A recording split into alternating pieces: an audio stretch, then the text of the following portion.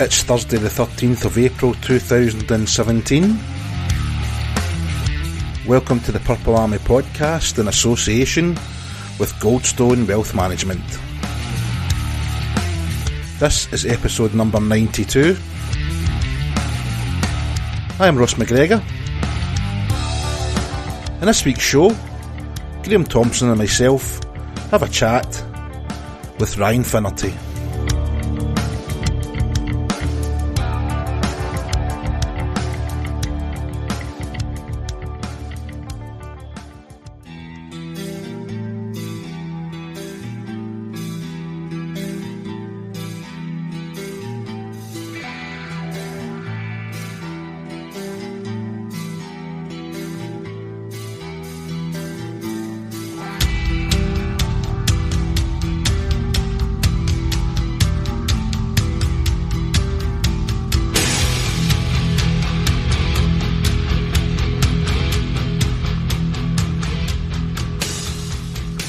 Graeme and I are delighted to be joined by Ryan Finnerty. How are you, Ryan? I'm good. How are you guys? Yeah, well, wondering what's going to happen in the future, but that's not your shout now, unfortunately. Obviously, we're just going to have a wee chat with you, your thoughts and various different things and see what comes out of it. We can go right back. I mean, you came to Scotland after a stint at Sheffield. I mean, see when you first arrived at Braehead, bearing in mind we had just come off our third season, which had been an absolute nightmare for us. How did the club, I mean, obviously the Steelers have been established and you've turned up at Braehead. How did the two clubs compare when you walked through the door? Was it what you expected, or, was there a lot of work to be done? Well, they didn't, would be a fair assessment. But I mean, going back and even it's the first time I've really spoke since I'm leaving Braehead, and going back even when I was a player coach and again getting a job I didn't apply for in Sheffield. I was actually signed to go to Coventry. A lot of people didn't know that, and I was going to do my MBA in Coventry, and signed there, and then I got the call, out of the blue, would you be interested in taking on a player coach job in Sheffield? And at the time, it was a different owner than Tony Smith. Mm-hmm. And so I had to get out of that contract. I phoned Tom. I said, you know what, I'm gonna give it a go. I've always fancied coaching. It was something that I was kind of always brought in. Always knew it would be something I wanted to get into. I just didn't really see an avenue, and I never asked. Really asked for the job. I did obviously showed interest, like every player, I think, naturally has interest in coaching after hockey, and then I went into it, and I remember going in like, it can't be that hard, you just go in. At the time, a player coach, in fact, it's a little easier to be a player coach, I think, in certain aspects, because you can still control some of that. You can play and you still have a feel, but man, when you get in there, and I think back now 6 years on, how green I was, and then you've taken on the Sheffield Steelers, and Sheffield at the time, Tony was just getting in, so Tony Smith was a first-year owner. Mm-hmm. And there was a lot of growing pains and whatnot. And then, the second year I moved to the bench, and then ultimately you look back, and it's just such a huge job with such huge expectations, but it was probably the best way to learn. And I had a lot of good support there, and ultimately it was a great step to move to Braehead. And coming into Braehead, like you said at the time, it definitely wasn't Sheffield. They're pretty dialed in over there as far as what, you show up and you coach. Yeah, and especially now, they've got it pretty tuned up and dialed in as a coach. You just kind of go in, there's your coach's office, and away you go, you do your thing. And in Braehead, when I came here, and like I said, I always reference Kevin Bergen because he was by my side the whole time. Mm-hmm.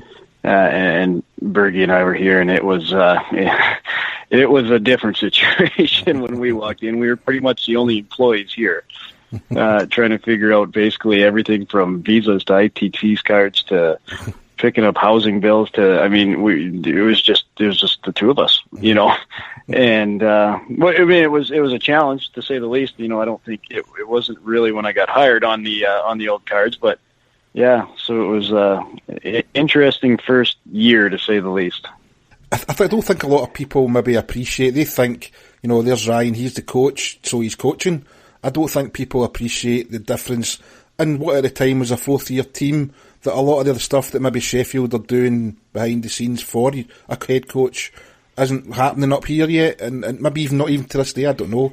But at the time, you're having to wear a lot more hats than just a head coach's hat, aren't you? Yeah, obviously, yeah, here, definitely. Yeah, I don't, obviously, there's people that do things to get recognition, and then there's people that do it, I think, out of, use the word passion, or just because you want to win or you want things to be better. I mean, everybody in life knows these people, and it's not sports. And I always thought I had a vision of how I wanted in the work environment I wanted to be in and where I came from. And I just wouldn't let it go, and I wouldn't let anybody tell me no. And, and whenever there wasn't enough money, then we just found out, that didn't mean no. That was when we just find a different way, and ultimately I kind of carried that on and then probably gave everybody headaches, but that was my belief. If I wanted a player, I was going to find a way to get that player. And nobody was telling me no. And then I was able to kind of maneuver a lot of things that, when we first came, there was already 7 or 8 houses, I think, under kind of contract or letting agencies kind of thing. Mm-hmm. And I remember I went to one, and it was the scariest place ever. I felt like I was in Bangkok, and when I was walking up the stairs, it was like out of The Hangover there, And then mixture of that and Compton, it was about Tuesday at 10 o'clock, and everybody seemed to be home, and it's kind of going well, I don't think it's quite big. I think there's a cat.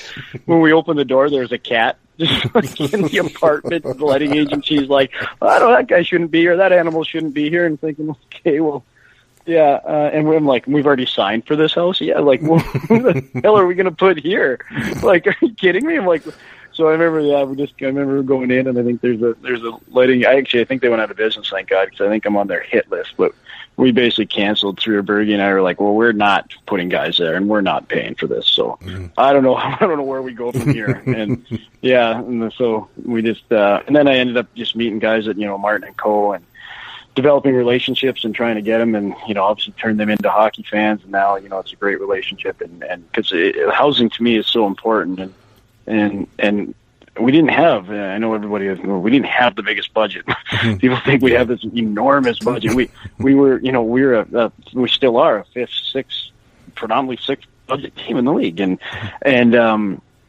housing and all that goes with it. You can't afford to have 50 married guys. And so, but my biggest thing I always said is we have to make this the best place for players to play. If players talk, and if we treat them right and we do everything we can, they'll respect it. We can't go to the next level, but that's fine. Players and housing is so important. Putting them in a dump isn't exactly the best start. No. And that was something I took a ton of pride in, and making sure that the guys, and trust me, the ownership here is great. The guys don't ever get stiffed for anything, but everything works off a budget. Mm-hmm. And when you're competing with the Sheffields and the Cardiffs now, and these guys, they have naturally bigger budgets. They play in double the amount of crowds. It doesn't take a rocket science to figure it out. Why they have more spend. It's easy. Mm-hmm. And so we always wanted to be we have to keep players here, and that was my biggest thing. And really, to this day, we lost Lee Salters on a school package that we just couldn't match. Mm-hmm. Could not match it. Mm-hmm. I still remember the call when he called me and told me he was going to Cardiff. It was like your girlfriend breaking up with you. I just couldn't, because we were trying so hard to keep him here, and I know that Salts wanted to stay here, and but at the same time, guys look out for their future. Mm-hmm. And it was one of those, he didn't have the undergrad, and our school wouldn't take him, and this Cardiff one did, and that was, I remember thinking oh man, I didn't when you don't want to lose something, you lose it. It's it's tough. And then and the other one, I was a big Marcus Gotts fan, and then obviously he moving to Germany. He had a German pass. He can make so much more money over there. Yeah. And again, trying to find every way to get him. Well, maybe we could do this or that, or his wife. Well, maybe I can find his wife a job, and there's always another way for me, and that's when I say Braehead wasn't the coach. It wasn't. I'm not leaving here as a coach. It's I truly lived this thing for 4 years, and trying to find ways to make it work, and that's where that's what ultimately I complained about it all the time, but I'm ultimately going to miss it the most, you know.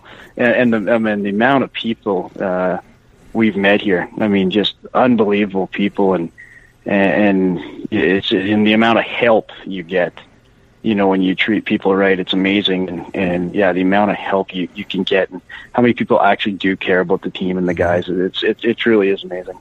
I was going to say that. I mean, it appeared that you certainly took the city of Glasgow and the club to your heart as soon as you got here. The phrase "bleeds purple" was used to describe you over these last 4 years. I mean, is that a fair assessment, or is it just something that you would develop whatever place you ended up playing in or coaching in? I don't think so. I mean, I've actually had a few some inquiries, and I've actually had a couple job offers, and I thought, oh, that'd be cool. But, you know, and like for Em and I, we want to stay here. You know, obviously now with, you know, the EU and everything else, where there's a hole for me to stay within the country. I can actually live here, you know, which is nice. And we have no intentions, whether I coach next year or not. We're at this point don't really have any intentions of leaving Scotland. We had set up here, and whether that we move into a new industry. But going back to the question, I don't see. You know, I maybe in Belfast I can see where people really fall in love with that city and that organization, and I think in Cardiff that can happen. You know, it's a beautiful city. It's like Belfast, so I can see where guys like Adam Keefe, you know, I can see where that's really in him. Like, you just don't see Adam Keefe anywhere outside of Belfast, you know, and that organization, you know, guys like that. And you know, but I think it's rare that it happens to. You know, I think it's rare in this day and age that you get an opportunity to spend 4 years, you know, especially coaching, in one spot. And yeah, I don't think it. I think it was just the perfect match at the time, and I truly think now it is time for me to move on, and I think it is time for Braehead to move on. And you know, naturally, I think it's a good transition phase. I think I've had a great time here. You know, we're disappointed we didn't win, but at the same time, I mean, you always got to look at where you started, you know, and where you finished, and I'm pretty proud of what we did. See, I've always described, I'm a Glasgow boy, born and bred, and I've always described Glasgow as a kind of blue-collar town, and I think one of the first players that you brought up with you was Chris Frank, we had spoken for 3 years about how we had nobody, we were a soft team. I mean, you'll remember playing us, you know, when you were still playing. There was nobody in the Braehead team that would stick up for each other, and we didn't have a player like that. And while that probably wasn't Frankie's real role, he was certainly willing to do it. And when he arrived, he was just a cult hero to fans. And I always thought that's you starting to build a blue-collar team in Glasgow. And is it fair to say on your own, is that the kind of hard-nosed team you want to have a team that will stick up for itself? Is that a fair assessment? Yeah, I think it's a long year when you don't have it, and I think every player has played on teams where they've had, you know, team toughness, and I really believe in the 10% rule. It makes guys play either 10% bigger, 10% smaller, and you know, when you don't have it, and then you play a team that do, you feel it, and it's tough, and you know, it doesn't always count on the score sheet, and you know, but. Yeah, I like coaching teams that have it. I just find there's more confidence. It allows your skilled guys to play a bit looser and a bit freer, and you know, and I think it does bring team togetherness within the dressing room when you got guys like Katie Rosehill, Chris Frank, you know, those guys. I mean, you know, they're not, you know, Rosie's not, you know, he's a great player, and he's a great leader. You know, he doesn't have to go out there and play like an idiot to let everybody know that he's there. I mean, people know, you know, and he's the first guy they look over to see if he's in the lineup, I'm sure, in warm-ups, you know. And, I like it. And, you know, I know it's kind of moving itself out of the game, but I still believe that there's a huge part of that. But I mean, the guys that you have to bring in have to be able to play. And they can't, you know, it's pointless put them on the fourth line and send them out for a few shifts. Those days are gone. These guys have to be able to skate. They have to be able to play. You know, I wouldn't really want, in this league anyways, to coach a team that doesn't have that element. I think just on the sub. Sorry, Graeme. Sorry, yeah, sorry. You just pick up on the point about selecting players as best you can for a team like the Braehead Clan. We're always a bit intrigued about how that process actually works, because